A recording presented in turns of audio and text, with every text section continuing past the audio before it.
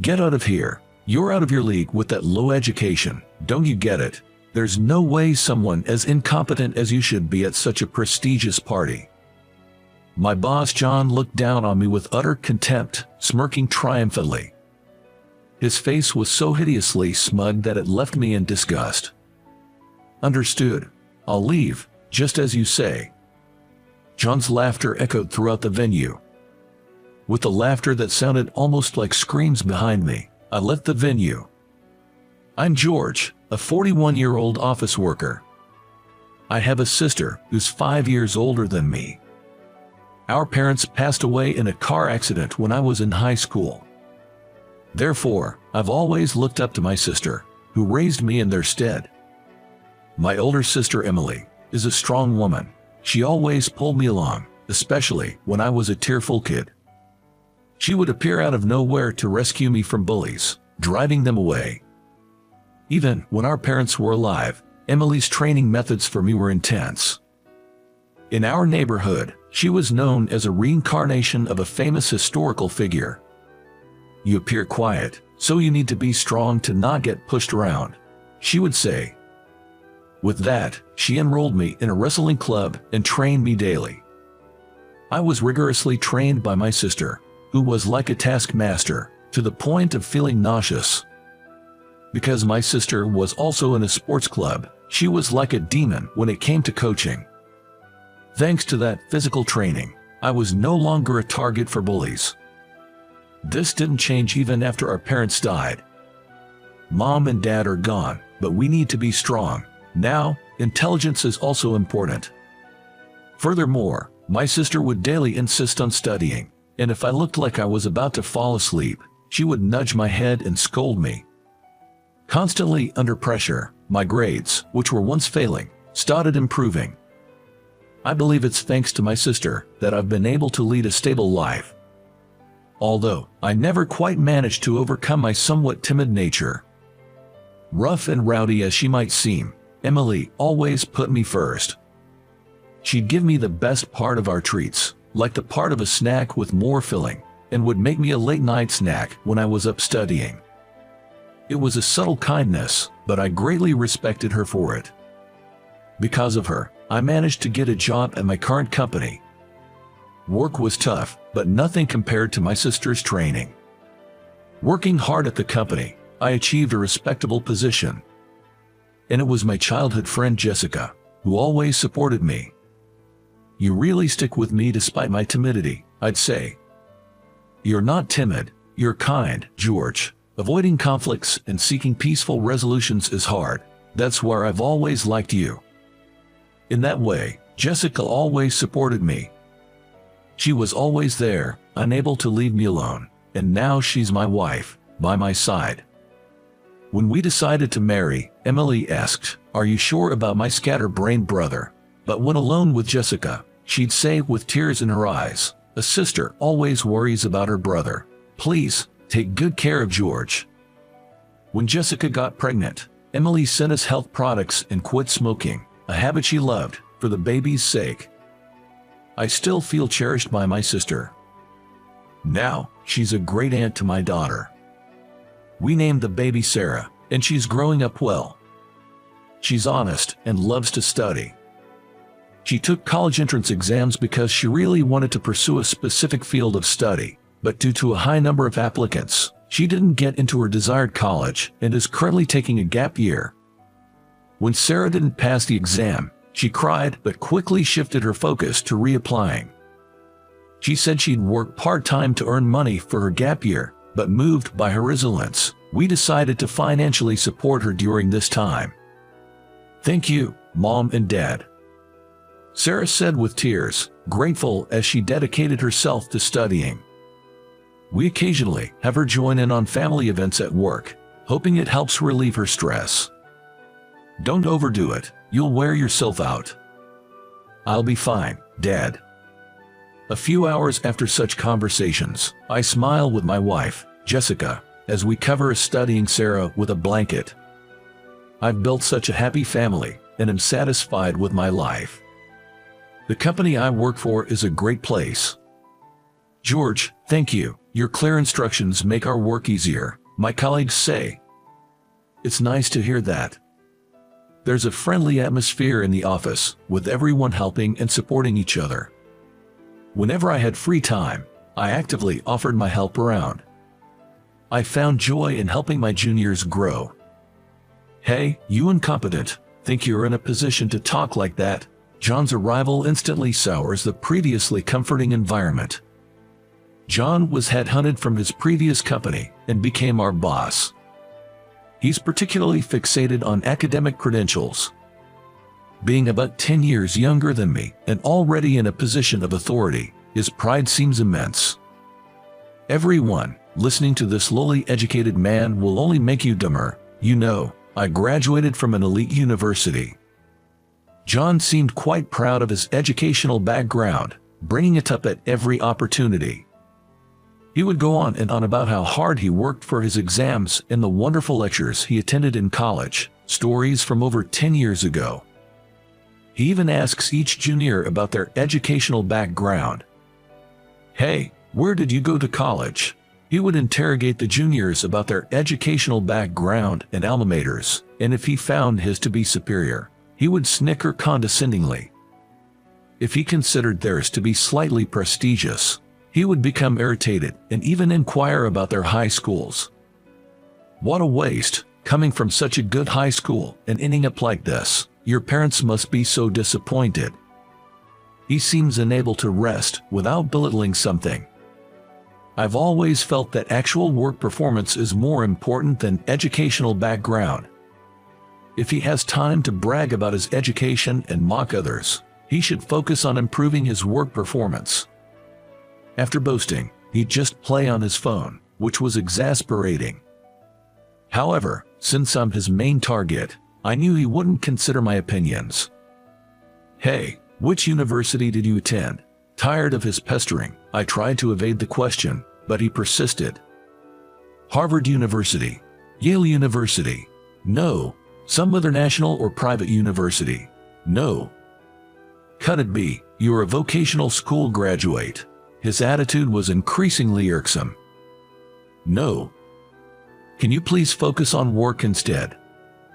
Just as I was about to continue, John burst out laughing. So, you're a high school graduate. No wonder you can say it out loud. High school graduates aren't really decent people, are they? John burst into a fit of laughter, calling it a masterpiece. After labeling me a high school graduate, he ridiculed me fully. Even with his previously haughty attitude, he used to call me by my name. Hey, incompetent. After that conversation, he started referring to me as incompetent. Well, that was still bearable. Since the persistent annoyance towards the juniors was now focused on me, I thought it was better for me to take it quietly to protect them. But then it started affecting the work. Hey, incompetent. Take care of this task. Isn't this your assignment, John? And isn't the deadline tomorrow? An almost untouched project with a looming deadline was passed on to me. Despite always being on his computer, I wondered what he had actually been doing.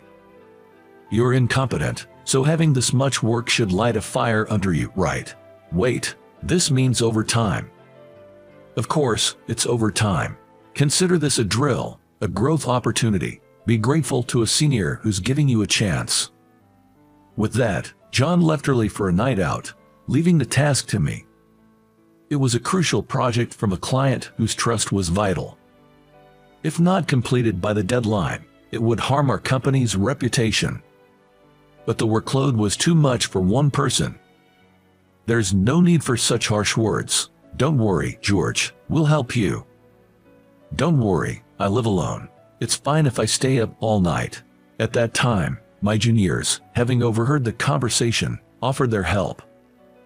I was truly grateful. I informed my wife, Jessica, that I'd be pulling an all-nighter, and somehow we managed to finish the project. I felt sorry for my juniors, all of them sporting dark circles under their eyes.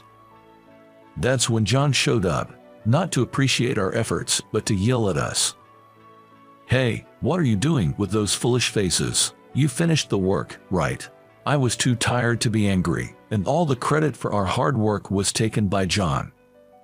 Naturally, the atmosphere in the department turned tense and uncomfortable. Feeling helpless, I let out a sigh. No matter how hard I worked, only John received praise from the clients. It seemed my exhaustion was also reaching my wife. "Are you okay? You've been looking pale lately." "Do I look that way?" "Yes, you didn't come home last night, and Sarah was feeling lonely." "I see. Something's bothering you. Would you like to talk about it?" Weary, I ended up venting to Jessica. "Actually, there's this troublesome guy who's become our boss. He's been piling work on me, but thanks to the juniors, we managed." "That sounds tough. Tell me more about it." I took advantage of Jessica's kindness and talked more about John. "How dare he? That's unacceptable." Jessica was angry on my behalf. I found solace in her. From time to time, I would vent to her about the days of being bullied by John. But considering my juniors, I knew I had to do something soon. The day my patience ran out finally came. John nudged me with his elbow and started talking to me. "Hey, incompetent. You have a daughter, right?" "A daughter? Don't play dumb. It's about your daughter who's taking a gap year." "How does he know about my daughter?" I remembered that he probably saw her at the company-wide barbecue we had. Despite a bad feeling, I asked John, "What about my daughter? That girl, failing to get into college, is just as incompetent as you." "So, what about it?" "Humph, well, she's not bad looking. Consider yourself lucky. I'll take her as my wife. She can do household chores and cleaning, right?" "What?" I was in shock as if struck by lightning. "Daughters of incompetence like you don't have many suitors. So, this weekend, host a dinner for me and introduce her. Who knows, with the right approach, she might become a good woman." In other words, John was targeting my daughter. There was no way I could allow that. Anger made my fists tremble. "If you hand over your daughter, I might talk to my uncle about promoting you. For someone like you, promotion is an honor you've never dreamed of." "There's no way that's possible," I argued back, forgetting all formalities. Who would hand over their daughter to a man nearly 20 years older? John seemed surprised that I resisted. "Incompetent, and yet you dare defy me. Brave of you." His face turned into a demonic scowl, and he walked away. His hostility towards me intensified after this incident. Jessica, more worried about my increasing workload and worsening complexion, tried to get me to talk, but I couldn't. The thought of our daughter being targeted by an older man would hurt both Jessica and Sarah. I couldn't bear the feeling of my own inadequacy. "George, join me for a drink. It's been a while." "Emily." One day at work, my sister called out to me. My sister and I worked at the same company. Though we were in different departments and positions, occasionally, she would drag me to a drink. Jessica told me a lot. Don't make them worried. Emily saw right through me. Jessica, who admired my sister, often hung out with her. They shared stories about me, even embarrassing ones from when I was a baby. Still, I was glad they got along well. "Well, Jessica told you all that." "Yeah, there's a bad apple at work, isn't there?" My sister pressed me why I hadn't confided in her sooner. Talking to Jessica made things easier. "I know you're worried, but..." "Really? Well, we'll get back to that. You're still hiding something, aren't you?" I flinched. I could never keep secrets from my sister. She always saw through my attempts and forcefully made me spill the beans. But this time was different. I couldn't bring myself to speak about John targeting my daughter. As I hesitated, my sister put me in a headlock. Despite her age, she's still as strong as ever. "Ouch, ouch, let go. Just talk, will you? You always overthink and make things more complicated. Speak up now or it'll get worse." I gave in and told her about Sarah being targeted.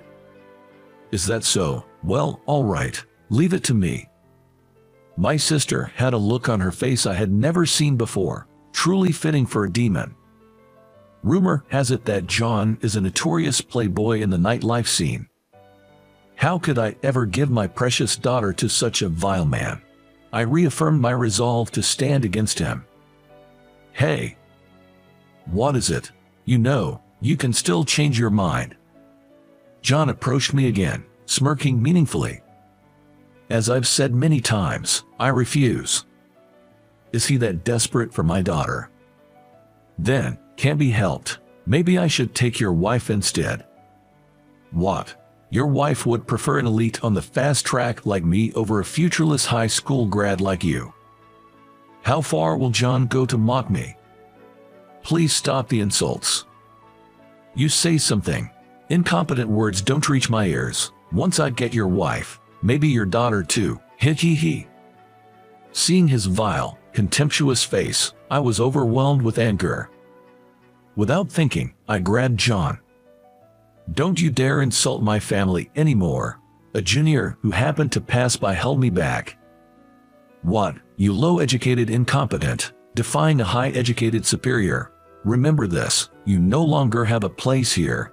John left with those parting words. George, I understand how you feel.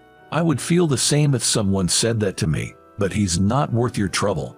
I was admonished by the junior and regretted my impulsive actions. After that, I endured days of John's intensified harassment and nastiness. A few days later, we received news that the current president of the company was retiring and a new president would be appointed. A party was to be held for the inauguration. I'm attending the party too. Got my invitation first, me. John was unusually talkative.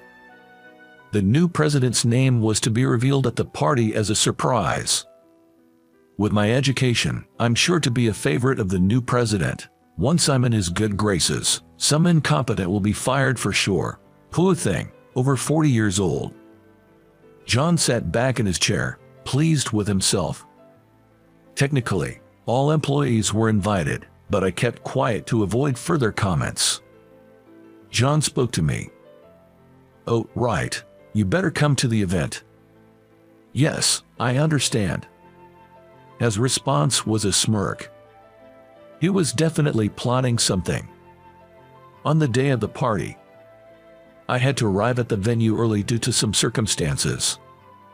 What? No seat? I tried to confirm my seat with the hotel staff, but the response was there isn't one.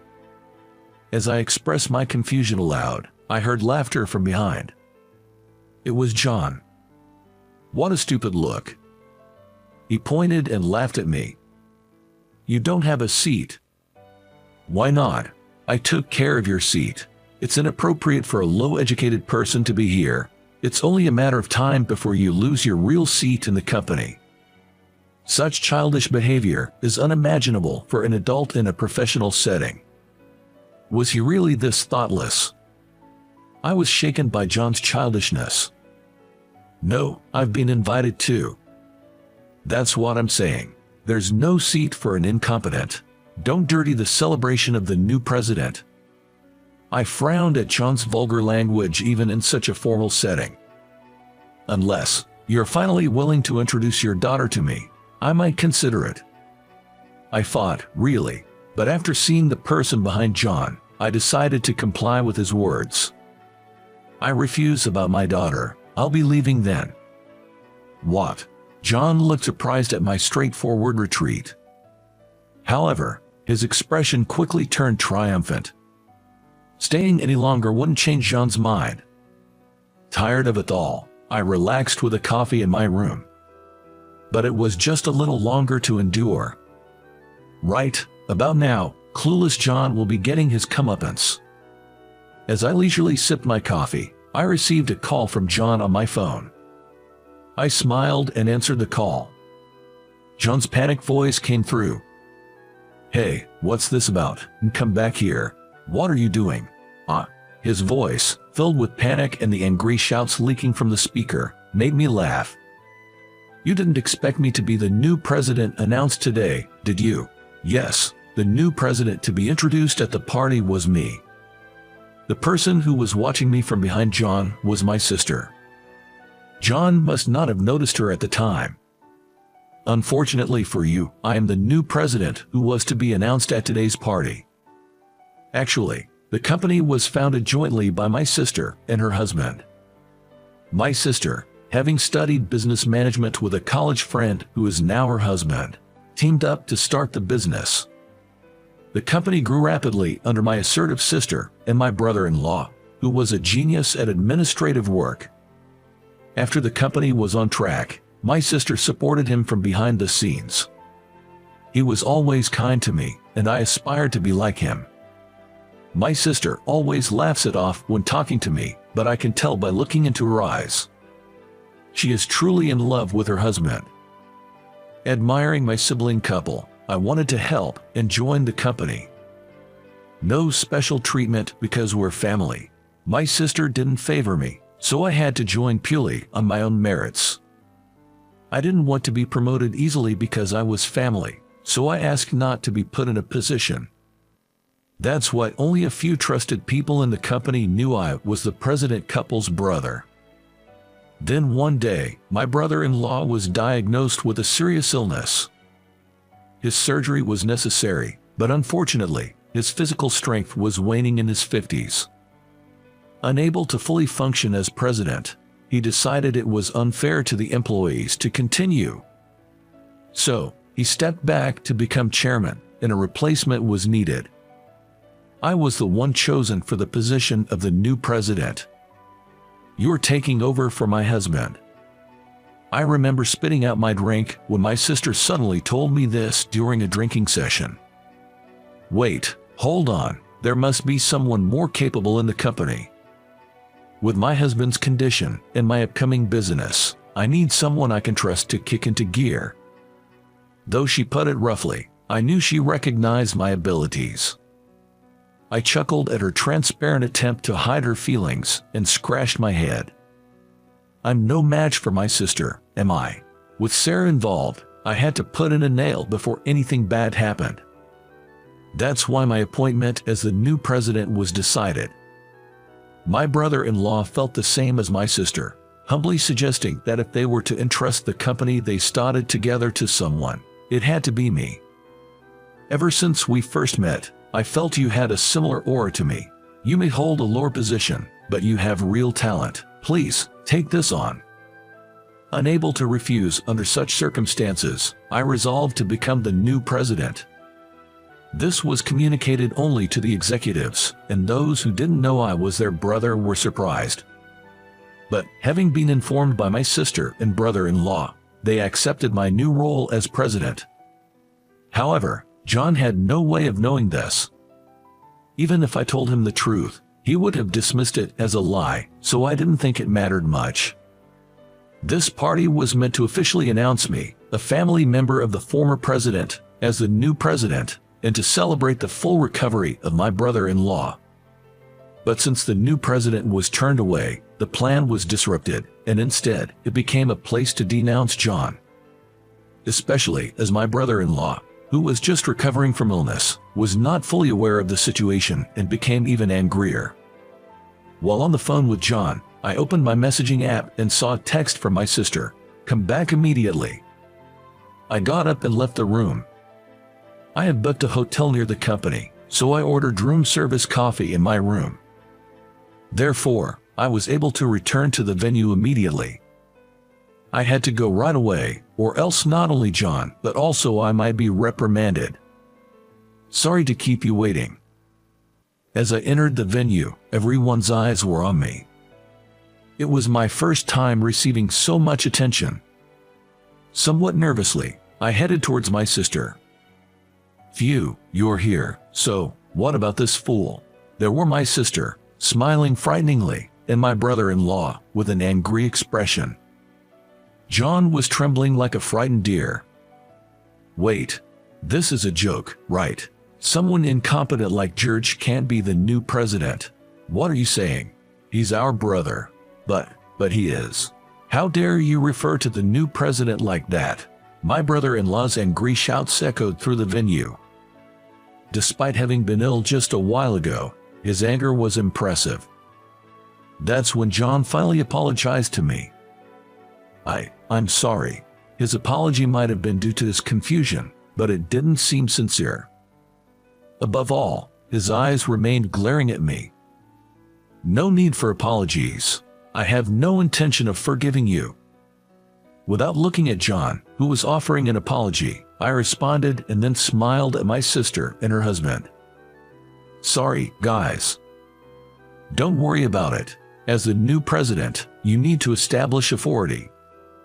So, President, what will you do with John? It seemed my sister and brother-in-law were giving me a chance to say something to John before they made their decision. I nodded with a smile and turned to John. John, I have a lot to say to you. Of course, I was angry about being called an incompetent with low education. I paused for a moment before continuing. But what angers me most is your attempt to involve my daughter. At this, the room buzzed, and everyone looked at John with disdain. Many attendees had daughters of their own age, so they likely understood my feelings. John's face turned pale as he looked around frantically. No, it's not like that. I mean, so, what do you mean? I heard you said you'd train her into a good woman. No, it's impossible for a man in his late 30s like you to get my lovely niece. John stammered as my sister confronted him. Oh, and George isn't a high school graduate. What? That's right. We should clear that up too. Yes, contrary to what John had been insulting me with, I'm not a high school graduate. I did go to high school here, but for college, I went abroad. Abroad? But you said you weren't a college graduate.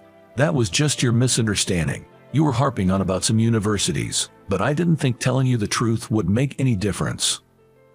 You could have easily found out about my brother's background with a little research. How careless. John's eyes widened at my words. My sisters thought it was important for me to study business abroad, so they sent me to an overseas university right after high school. Well, I don't boast about my education like someone I know. That's impossible, you being uneducated. Really, you just don't get it. Didn't you want to know I wasn't uneducated? At my question, John bit his lip. Then, my brother-in-law stepped forward. We will consider this matter thoroughly. Don't expect to work as you have been until now. At his words, John's shoulders slumped. Then, George, as the new president, could you give a speech? Of course. I gave my speech as the new president in front of everyone and left. Opening the door at home, my beloved wife and daughter were waiting. Welcome back. Congratulations on becoming president. Dad, I'm glad you worked so hard. Thank you. I had a lot of delicious food at the party, but nothing beats my wife's home cooking and the beer poured by my daughter. Feeling happy, I remembered the past. I started having special feelings for Jessica during high school. I was struggling with the prospect of exams. I aspired to study economics and management, admiring my sister and brother-in-law. You should do what you love. My sister always told me, but I was determined in my decision. However, feeling burdened when my brother-in-law and sister offered to pay for my education abroad, I felt like I was relying too much on them. That's why I thought I should work and save money before going abroad, so I discussed it with Jessica. I'm always too dependent, aren't I? Not at all, you're amazing. But always relying on my sister and brother-in-law. Then Jessica took my hands and looked straight into my eyes. That's not true. Going abroad will give you the chance to acquire skills different from your sister and brother-in-law. Don't be modest. I wish I could protect my sister someday. Don't worry. First, let's meet the expectations of your sister and brother-in-law. Jessica was the one who comforted and supported me when I felt hesitant and unsure. She always gave me kind words, and gradually, she became a very special person to me. Encouraged by Jessica and my siblings, I decided to go to a university abroad. But going abroad meant making her wait. When I told her to find her own happiness, she slapped me. Idiot. Do I look like that kind of woman to you? I'll wait for you until you come back, and don't you dare cheat. She stayed in touch, supporting me during I was in abroad. The university abroad was totally different from the universities here. I pulled many all-nighters and struggled to gain skills abroad before returning home. Welcome back. Those were Jessica's words when I proposed to her, and we happily got married. Then she gave birth to our daughter, Sarah. Thank you, Jessica. For what? Suddenly. For talking to my sister. It helped me get back at him. So, of course, I can't tolerate anyone hurting you and our daughter. Jessica said with a smile. After the party, I decided to tell Jessica and Sarah about the ordeal since I had worried them. That old man was after me. Yo, gross. I can believe it. You got him good. They were both shaking with anger. But Dad, you still protected me even though it put you in a bad spot, right? Thank you. Sarah thanked me. I might be the new president, but my brother-in-law still has more authority due to handover work. When I went to the department where I had worked, John wasn't there. It seemed John really wasn't capable at his job. Looking at his computer, there were only signs of him surfing the internet. Above all, I was appalled to find that he had been reading pirated comics. I was shocked at his lack of morals. Ironically, this led to the implementation of stricter security software, which might be something to be thankful for. I decided to ask my brother-in-law about John's situation. John was originally in another company but got himself into trouble by pushing work onto subordinates, stealing credit, and causing problems with women. He had an affair with a co-worker, which was discovered by her husband, leading to a scandal and his inability to stay at his previous company. He left under the guise of voluntary resignation and applied to our company's mid-career recruitment program. My brother-in-law usually attends interviews but was absent due to illness at that time, so John's past wasn't fully vetted. Because of this, it seems the information about John wasn't properly communicated. An excellent man like me would naturally be headhunted by this company. I came here on my own accord, even though the former president tried to retain me.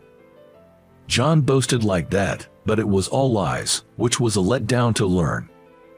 When my brother-in-law inquired about John's previous company, almost only negative things came up. They said, him being good is just absurd. Frankly, we were overjoyed when he left. It's rare for someone to be spoken about in such terms. In the end, my brother-in-law didn't immediately fire John but decided to transfer him to a branch office. That meant he was now under my sister's jurisdiction, but the place John was assigned to was filled with highly educated people. John, with his so-called high education, couldn't get by there and, having always pushed his work onto others, lacked experience and was constantly getting criticized. Hey, John is not coming anymore. Hooray. Seeing the juniors cheering made me realize how much trouble I had caused them. However, it was only a matter of time before John would resign. I am highly educated. Even with his boasting, his new assignment was meaningless. So what? In that sense, I graduated from a top university. I studied in abroad. I don't boast about it, but can you please get to work? I'm your supervisor who you look down on as just a high school graduate. But in this company, if you work hard and gain experience, you're valued. Education doesn't matter here. Days of getting such responses and the news about him targeting my daughter leaking out made it unbearable for him. If colleagues and superiors didn't work out, he started hitting on women with lower education than him. Hey, if you date me, I'll help you with your work. Just be nice to me. The day he made such an advance, he was immediately called out by everyone. What? That's not okay in this day and age. I'll sue you. Also, it's creepy for an older man like you to ask me out. John faced angry reactions every time he tried to approach the female employees. Eventually cornered, John started missing work without notice, and finally, a resignation letter was mailed to the branch office. He couldn't endure it anymore. His previous ways didn't work, and being ignored and logically defeated was too much for him. Putting someone who only boasts about their education in a place full of highly educated people is the best. They self-destruct on their own. My sister's strategy was impressive. That's how John was successfully ousted from the company. A few months later, during a family dinner, we were walking home when I saw a man with greasy, unkempt hair and shabby clothes. His eyes were bloodshot, and I almost looked away, but then I noticed he was muttering something. "It's all your fault. Because of you all." Wondering what he meant, my sister suddenly exclaimed, "Ah, John." Yes, it was John. I didn't recognize him at first because his appearance had completely changed, but it was John. He must have had a tough time since leaving the job. He had aged so much that he looked more like an old man than me. Feeling an ominous premonition from his clearly unwell state, he suddenly shouted, "It's all because of you. You ruined my life." Then he lunged at my sister, who was leading the way. Instinctively, I stepped forward, grabbed John's arm, and threw him over my shoulder with a classic wrestling move. It was a moment where the skills my sister had drilled into me came in handy. As I looked down, John was writhing in pain and unconscious. I was glad to have protected my family, but using my skills on a civilian could hurt them a lot, so I was sweating internally. The police were called later, but my sister and witnesses explained the situation, and it was deemed self-defense against a grudge. "You did well, thank you."